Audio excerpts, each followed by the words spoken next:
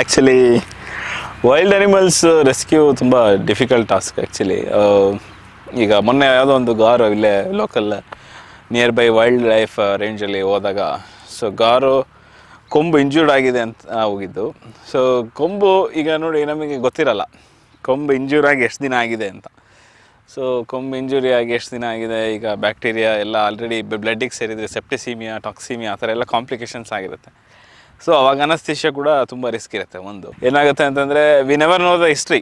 Wild ಲೈಫಲ್ಲಿ ಹೋದಾಗ ಈಗ ರಿಯಲ್ ವೈಲ್ಡ್ ಲೈಫ್ ರೇಂಜಲ್ಲಿ ಹಿಸ್ಟ್ರಿ ಗೊತ್ತಿರಲ್ಲ ನಮಗೆ. ಅನಿಮಲ್ ಏನು ಡಿಸೀಸಿಂದ ಸಫರ್ ಆಗ್ತಿದೆ ಅನ್ನೋದು ಗೊತ್ತಿರಲ್ಲ. ಆಮೇಲೆ ಯಾವುದೇ ಒಂದು ಅನಸ್ತೇಷಿಯಾ ಕೊಡಬೇಕಂದ್ರೆ ಮಿನಿಮಮ್ 12 hours ಫಾಸ್ಟಿಂಗ್ ಇರಬೇಕು. ಸೊ ಈ ಕಾಡ್ಕೋಣ ಅಂತ ಏನು ಕರಿತೀವಿ ಅಂಥದ್ದನ್ನು ಫಾಸ್ಟಿಂಗ್ ಇಡೋಕ್ಕಾಗೋದೇ ಇಲ್ಲ. ಯಾಕಂದರೆ ಆ 4 ಹೊಟ್ಟೆ ಇರುತ್ತೆ, ಅಷ್ಟು ದೊಡ್ಡದದು.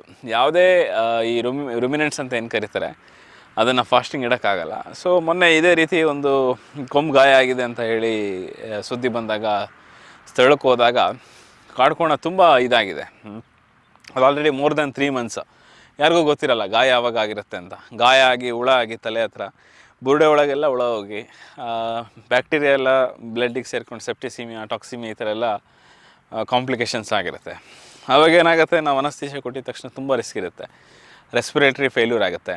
ಆಮೇಲೆ ನಾನು ಹೇಳಿದಾಗ ಉಪವಾಸ ಇರಬೇಕು. ಉಪವಾಸ ಇಡೋಕ್ಕಾಗಲ್ಲ ಅದಕ್ಕೆ ಕಾಡಲ್ಲಿ. ಅವಾಗೇನತ್ತೆ ಆಸ್ಪಿರೇಷನ್ ನಿಮೋನಿಯಾ ಅಂತ, ಹೊಟ್ಟೆಲಿರ್ತಕ್ಕಂಥದ್ದು ಮಸಲ್ ಸ್ಪಿಂಕ್ಟರ್ಸ್ ಎಲ್ಲ ಲೂಸ್ ಆದಾಗ ಹೊಟ್ಟೆಲಿ ಇದ್ದಿದ್ದು ಬಾಯಲ್ಲಿ ಬರೋಕ್ಕೆ ಸ್ಟಾರ್ಟ್ ಆಗುತ್ತೆ.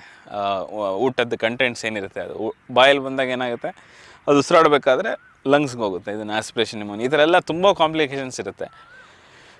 ಸೊ ನಾನೇನು ಹೇಳೋದಂದರೆ ನೇಚರ್ ಅಂದರೆ ಈಗ ಈ ವೈಲ್ಡ್ ಏನಿದೆ, ಟ್ರೂಲಿ ವೈಲ್ಡ್ ಇದ್ದರೆ, ಈ ಕಾಡಲ್ಲಿ ಏನೋ ಒಂದು ಕಾಡ್ಕೋಣ ಏನಿದೆ ಅದು ಟ್ರೂಲಿ ವೈಲ್ಡ್ ಇದ್ದರೆ, ಏನೋ ಸಣ್ಣ ಪುಟ್ಟ ಗಾಯ ಆಗಿದೆ ಅಥವಾ ಅದನ್ನು ಬದುಕ್ಸೋಕ್ಕಾಗಲ್ಲ ಅಂದರೆ ಅದನ್ನು ಹಾಗೆ ಬಿಡೋದು ಒಳ್ಳೆಯದು. ನೇಚರ್ ಫುಡ್ ಚೈನ್ ಏನಿದೆ ಅದು ಕಂಪ್ಲೀಟ್ ಆಗುತ್ತೆ. ಈಗ ಒಂದು ಕಾಡ್ಕೋಣ ಸತ್ತೋದ್ರೆ ಕೆಲವೊಂದು ಸ್ಕ್ಯಾವೆಂಜರ್ಸ್ ತಿನ್ನುತ್ತೆ. ಸ್ಕ್ಯಾವೆಂಜರ್ಸ್ ಅಂದರೆ ಹೈನಾ, ನರಿ ಈ ಥರದವೆಲ್ಲ ಸಣ್ಣ ಪುಟ್ಟವೆಲ್ಲ ಸೇರ್ಕೊಂಡು ತಿಂದು ಖಾಲಿ ಮಾಡ್ತವೆ. ವಲ್ಚರ್ಸು, ಈಗ ವಲ್ಚರ್ಸೇ ಇಲ್ಲ. ಸೊ ನಾವು ಆ ಥರದ್ದು ಟ್ರೀಟ್ಮೆಂಟ್ ಮಾಡೋಕ್ಕೆ ಹೋದಾಗ ಏನಾಗುತ್ತೆ, ಆ ಕಾಡ್ಕೋಣ ಆ್ಯಂಟಿಬಯೋಟಿಕ್ ಕೊಡ್ತೀವಿ ಏನೋ ಒಂದು ಹುಷಾರಾಗುತ್ತೇನೋ ಅಂತ, ಅದು ಹುಷಾರಾಗಲ್ಲ, ಮತ್ತು ಕಾಂಪ್ಲಿಕೇಶನಾಗಿ ಸತ್ತೋಗುತ್ತೆ. ಆ್ಯಂಟಿಬಯೋಟಿಕ್ ರೆಸಿಡ್ಯೂಸ್ ಮೀಟಲ್ಲೇ ಉಳಿಯುತ್ತೆ, ಆ ಕಾಡ್ಕೋಣದ ಮಾಂಸದಲ್ಲೇ ಉಳಿಯುತ್ತೆ. ಅದನ್ನು ತಿಂದಂಥ ಸ್ಕ್ಯಾವೆಂಜರ್ಸ್ಗೆಲ್ಲ ಆ್ಯಂಟಿಬಯೋಟಿಕ್ ರೆಸಿಡ್ಯೂಸು ವೈಲ್ಡ್ ಲೈಫ್ ಇದರಲ್ಲೆಲ್ಲ ಸ್ಪ್ರೆಡ್ ಆಗ್ತಾ ಹೋಗುತ್ತೆ. ಸೊ ಬೆಟರ್ ಟ್ರೂಲಿ ಅವಶ್ಯಕತೆ ಇದೆ ಅಂದರೆ ಮಾತ್ರ ನಾವು ಸೇವ್ ಮಾಡಬೇಕು. ಇಲ್ಲ ಅಂದರೆ ನೇಚರ್ ಟೇಕ್ ಇಟ್ಸ್ ಕಾಲ್ ಅಂತ ಹೇಳಿ ಬಿಡಬೇಕಾಗತ್ತೆ. ಸೊ ನೇಚರ್ದು ರೂಲ್ ಅದು, everything has end. So there should be N end for everything ಅಲ್ಲ. ಸೊ ಅದೇ ರೀತಿ ಕೊಂಬ. ಸೊ ಯೂಶ್ವಲಿ ಈಗ ಕಾಡಲ್ಲಿ ಏನಾಗುತ್ತೆ, ಇನ್ಫೈಟಿಂಗ್ ಆಗ್ತಾ ಇರುತ್ತೆ. ಇನ್ಫೈಟಿಂಗ್ ಆಗಬೇಕಾದ್ರೆ 2 ಕಾದಾಡಿ ಕೊಂಬು ಗಾಯ ಆಗಿರ್ಬೋದು. ಸಣ್ಣ ಗಾಯ ಏನಾಗುತ್ತೆ, ದೊಡ್ಡದಾಗ್ತಾ ಆಗ್ತಾ ಆಗ್ತಾ ಆಗ್ತಾ ಹೋಗುತ್ತೆ. ನೊಣಗಳು ಕೂತು ಮೊಟ್ಟೆ ಇಟ್ಟು ಲಾರ್ವಾ ಮಾಡಿ ಮಾಡಿ ಮಾಡಿ ಸೊ ಟಿಶ್ಯೂನೆಲ್ಲ ತಿನ್ನಬೇಕಾದ್ರೆ ಅದು ಅಗಲ ಆಗ್ತಾ ಹೋಗುತ್ತೆ, ಮಯಾಸಿಸ್. ಸೊ ಈ ರೀತಿ ದೊಡ್ಡದಾಗಿ ಆಗಿ ಆಗಿ ಆಗಿ ಈವನ್ ಸ್ಕಲ್ ಬೋನ್ ಕೂಡ ಅಫೆಕ್ಟ್ ಆಗಿತ್ತು. ತಲೆ ಬುರುಡೆನೂ ಕೂಡ ಕೊರೆದು ಒಳಗಡೆ ಹೋಗ್ತಾಯಿದ್ವು ಒಳಗಡೆ.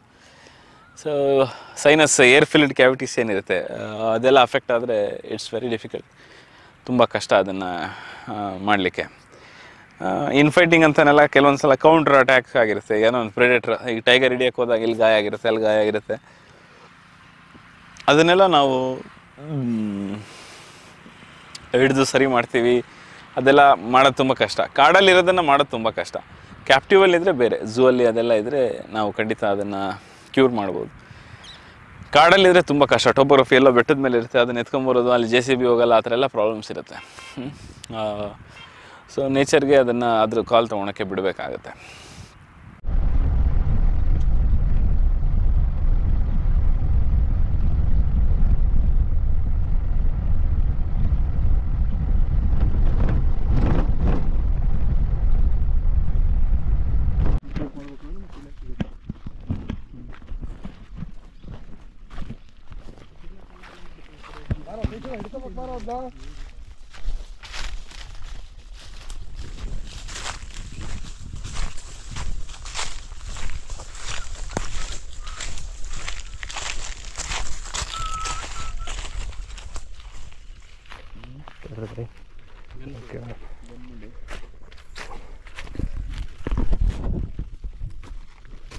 ಇಲ್ಲೊಂದು ಒಂದು ತೊರೆನೂ ಹರಿತಾ ಇದೆ. ಅದು ಕೊಂಬು ಸ್ವಲ್ಪ ಗಾಯ ಆಗಿಬಿಟ್ಟು ಅದಕ್ಕೆ ಸಿಕ್ಕಾಬಿಡೆ ಇಲ್ಲೆಲ್ಲ ವಾಸನೆ ಬರ್ತದೆ. ಒಂದು ತಿಂಗಳಿಂದನೂ ಅದು ಹಾಗೆ ಇದ್ದಂಗೆ ಕಾಣುತ್ತೆ. ಆರೋಗ್ಯವೂ ಚೆನ್ನಾಗಿದೆ, ಆದರೆ ಸ್ವಲ್ಪ ನಿತ್ರಾಣವಾಗಿ ಕಾಣ್ತಿದೆ. ಇಲ್ಲಿ ನೀರಿರೋ ಜಾಗದಲ್ಲೇ ಇದೆ ನೋಡಿ, ಅಷ್ಟು ನೀರಿನ ಒಂದು ತೊರೆ ಇದು.